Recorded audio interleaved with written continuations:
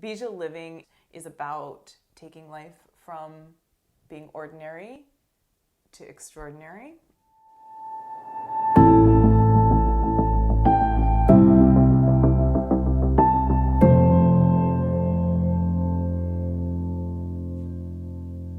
Hello, I am Julie Hunt. It's really an exciting conversation for us to bring the concept of meditation, mindfulness, and manifestation to you. I want to start from the very beginning and put us all on the same page of the manifestation piece. I think manifestation is the epitome of creation and co-creation of our lives, because so much I think we take by happenstance. Even if I'm living my life and saying, okay, what's the next right step and the next right step?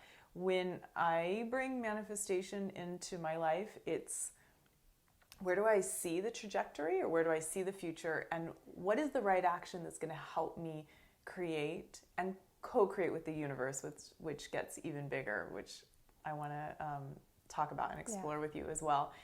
And the magic piece, oh my gosh, the fun and the joy and the magic piece that we have of going through the challenges of life, going through the ups, the downs, the joys, and bringing magic into all of it has been phenomenal for me. So those are the two pieces that I really love. Yeah. What are you doing right now to create the life that you want? For me, there's a part around getting really clear on what's important and dreaming bigger. That's one of the things that I've realized, is that there's, okay, I can do it this much, this much, this much, or I want this. And the more like energy that goes out, the more possibility there is. So for me, I believe that the universe can hear that when we dream big. Mm-hmm. So I hear two things: knowing what I want, and dreaming bigger. There's some people right now that are with us that don't know what they want. How do you know what you want? It's a great question. So I've been coaching for 20 years, and that is a question that comes up. I mean, that's the first question. Like, why hire a coach? What's important to you in your life? What do you want? And there's a lot of people who get stuck in not knowing. So it's a bit of an excavation, I think, to go in and get clear on what's important to me. What are my values? What brings me alive? What if I were to die tomorrow, next week? What's really important and soul satisfying for me? And so part of that process, it's important to get clear, because if you put out things to the universe that you don't actually want, they're probably going to come. So getting some clarity around that is the first place to start, for sure. I was really shocked. So my passion and joy is the meditation piece. And so I've been manifesting my entire life, but I haven't been meditating my entire life. However, now working with people in manifestation, I won't work with anybody who's not meditating. So it's this beautiful merging of the practice and principles that I teach. So that is actually really fun. And I was really shocked how many people came through meditation into manifestation and said, I don't know what I want. This blew me away, because I feel like I always know what I want, and maybe I'm not making the right decisions, and I'm navigating poorly, and I'm taking the long route, but I do have that intuitive sense of the trajectory of what I want. Like, I think that is just in my nature. So this actually really surprised me. What's the one thing of getting clear on what you want? For, I would say, maybe 50% of the people that I've encountered don't know what they want. I don't know what you think the statistics are, but for the 50% of the people right now that don't know what they want, what do? They can, work with somebody else to help ask those questions to get clear. Look at different areas in their life. They can look at maybe what their values are. What are the questions that someone asks? So they get to have this conversation with you. Yep. What are you asking them? Yeah, well, I'm asking them to look at different areas in their life and figure out what's their satisfaction level, like on a scale of 1 to 10. So we can identify which areas they're not so thrilled about. and take some time to figure out what would it look like if this was really satisfying.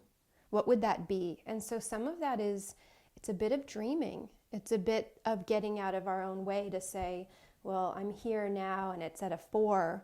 I'd love to see it at an 8, a 9, or a 10. What does that look like? And so part of it is playing in a different realm about, what do you want? What's really important to you? I was working with someone this week, a friend of mine, so I wasn't working, and he was challenged by, I have no idea what I want because there are too many options. And I think we've also all had we've been in the place that there's all these options. And I think if you look statistically at marketing, if someone's given more than 2 options, they have it's more difficult for them to make the decision. So I think one of the marketing practices is, do you want the red one or the blue one? Or, when you have 2 choices, you can make that choice. When there's an infinite possibility of choices, then it's kind of more difficult. So he has this beauty of a lot of different choices, and you could see he was very stuck. And so I started asking some questions, as a friend.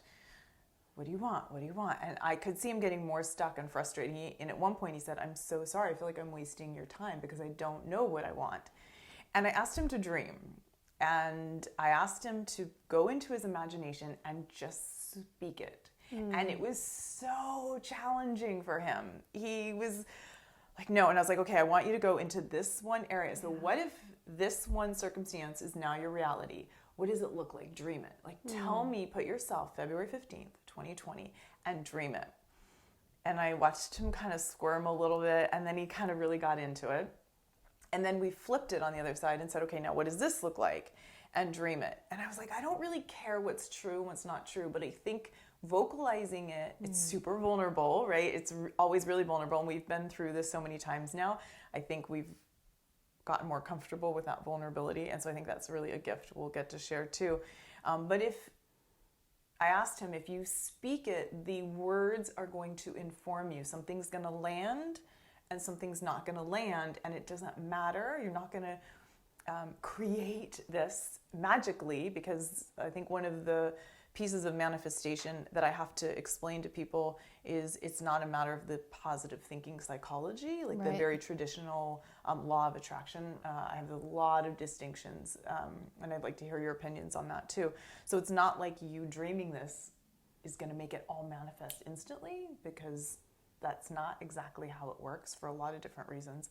And so he did this, and it was amazing. You could see subtly what landed and what didn't, and what was on a soul level. So I say all of that to say I really love this idea of dreaming big and putting yourself out there in a way that can be really uncomfortable. And I think that's how you and I have manifested for so many years of our life, is we've stepped into what's uncomfortable in a space that is really cozy and comfortable. And I know I'm supported by you unconditionally. You're never going to judge me. You're not going to laugh at me if I don't get there. You're just going to hold space and support me. And so that's a long It sounds like it was an awesome conversation with him. And I'm curious, did you could see what landed and didn't land, and did he have the same aha in the... I didn't ask. This is all very new to him. I didn't ask, but when I explained to him, I can see what landed and I can see what didn't land, and I'm not going to tell you what I saw, because you're now just going to take this information and you're going to go back, and now he's very data guy. He's very data points, analytical, and so now that you have this inside your body, these information points, go take them back and put them into the data, into writing the emails, into summarizing this. And so I don't want to influence you by what I saw. And I asked him, could you feel some of it? And you could see him. Yeah. And we haven't actually recapped. It's been a couple days. We haven't actually recapped where he's at. I talked to him for a hot couple seconds, and he looks really light and he looks good. And so I'm excited to get the next, stay tuned for the next piece of that. I think there's a lot of fun stuff that'll be in his story. And I think, what I love about all of that is that I have done over the years manifesting. I've done like vision boards and creative writing, and there are the things that I've done that I've done on my own, and they're very thoughtful.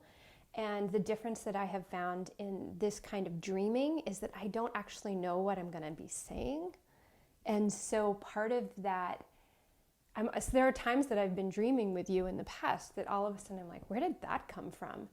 And I think there's a part of the subconscious or something different that gets engaged. Like, oh, I'm going to let this be here. And just like you said, I don't have to say, yes, this is what I want right away or not. It's allowing ourselves to really be in the energy of it and not actually practicing it all. Like, oh, I know I want this, this, and this. It's like this or something greater, and letting it come alive.